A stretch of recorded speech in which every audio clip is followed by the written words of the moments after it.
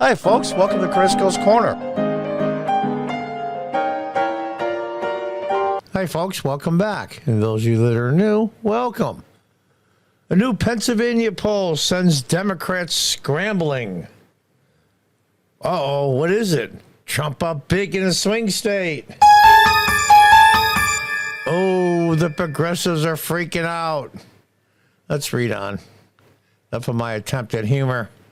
A recent Emerson College poll that initially seemed a positive one for Pennsylvania Democrats has found the left wing of the Commonwealth scrambling with uncomfortable questions and a existential threat. My understanding from reports I've seen that the Democrat Party in the Commonwealth of Pennsylvania is a shambles.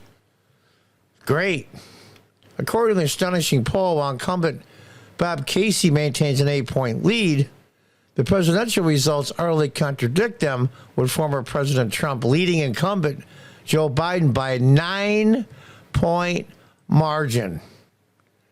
That, folks, is huge. Or as President Trump will say, huge. It's huge.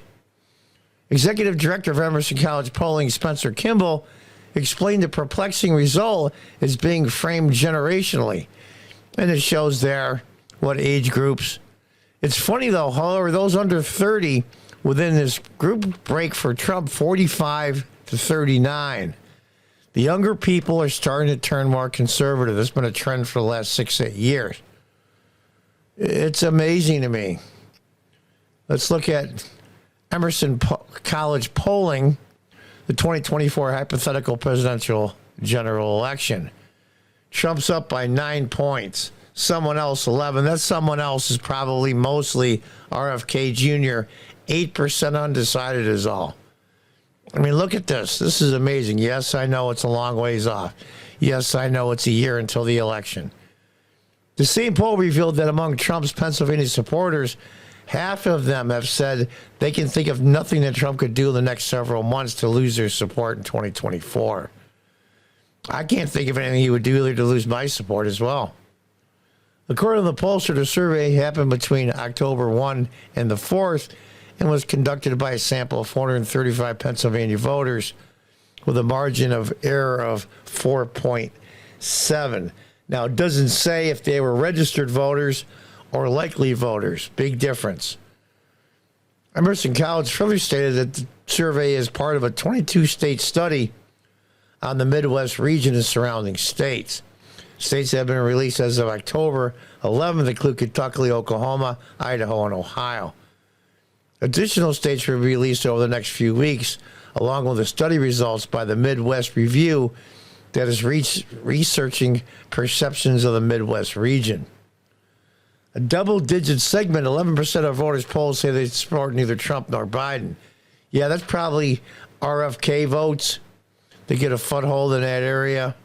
Kennedy has polled higher in Pennsylvania than his national average of about 12%, where he returns from 14 to 17. As noted by Daniel Baldwin, this recent Emerson poll is the second to show a similar result. Yeah, when you start getting multiple polls with similar results, then you know. Quinnipiac showed Trump leading Biden by 2% in the Keystone State earlier this month. Yeah, it's now, it's funny. The White House, i.e. Joe Biden, his representative, the press secretary, and many other high Democrats, including our vice president, have condemned fairly forcefully by their standards what Hamas has done to the Israelis without the caveat, well, you know, Israel's been provoking them for years. Now, left all that out. They must have some new advisors in the White House that have some kind of foot in reality. It's even the press secretary, who's as progressive and left as they come, said there's no two different ways of looking at this one. It's pure evil, pure and simple. I was shocked to hear it. Pleasantly surprised, but maybe they're just trying to change their image. On Tuesday, former congressional candidate Sean Parnell posted on Twitter, Pennsylvania is far more favorable by the numbers for Republicans today than it was when Trump won in 2016. Pennsylvania is absolutely in play. This was in response to another post from GOP voting activist Scott Presler. Scott Presler, frankly, should get a huge award from the RNC. He's literally registered hundreds of thousands of Republicans. Voting activist Scott Presler observed, "We can do this. Pennsylvania is winnable. There are 80,000 Amish in Pennsylvania." Now, my understanding, and Amish people vote in a much smaller percent than the general population, which is surprising to me, especially in local races when it comes to property taxes. They have big farms. But also because of the cultural part of it. Yes, I know they want to remain separate, but they still live under the jurisdiction of the municipality they're in, this county, the state, and this country as a whole. It's in their best interest to vote against progressive Democrats. So we'll see. Maybe some people can get through to them because there's an awful lot of Amish in Pennsylvania, Ohio, all through the Midwest as well. There are 80,000 truckers in PA. There are 930,000 hunters. Let's get them registered and out to vote. Scott Presler is like a force of nature. He's doing yeoman's work for the Republican Party. I hope he's rewarded for it. As noted by The Hill, Biden carried his home state of Pennsylvania, which isn't really his home state. He was born there, in 2020 with 50% of the vote, while Trump got 48.8. My understanding was it 12,000? I'm doing this from memory. If 12,000 people had switched their vote, Biden would have lost the state. Trump had won the state in 2016 against Hillary Clinton.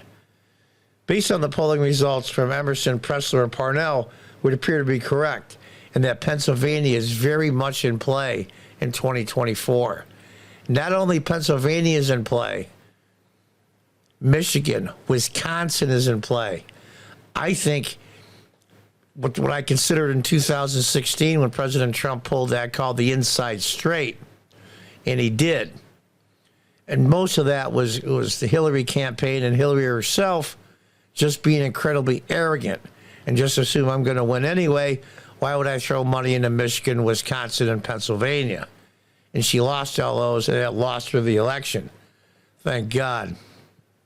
But I digress. There's a long time between now and next November.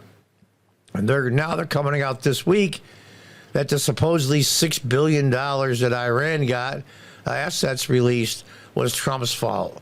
They're starting to spin already. God only knows what kind of ads are going to be coming up with in the spring of next year. And then we have to go through all the reports and videos and things that are concerning all his legal problems. And I say he, I mean President Trump. But so far, nothing seems to stick to this guy. The Democrats have to be pulling out their hair in frustration. Very similar to 2016.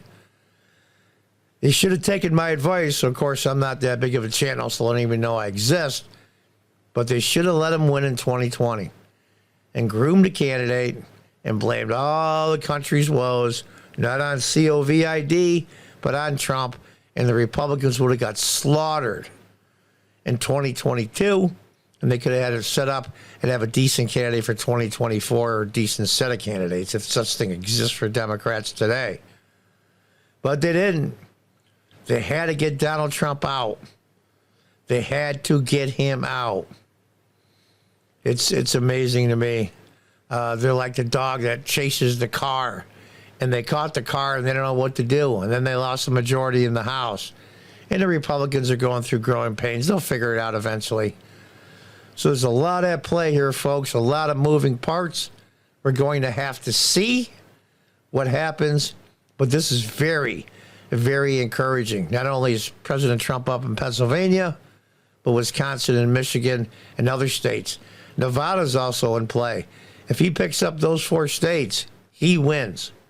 Maybe if things get too crazy, I think Virginia might sneak in as a, we'll say, lean Republican state in the end. But time will tell. And until next time, God bless, goodbye, and good luck.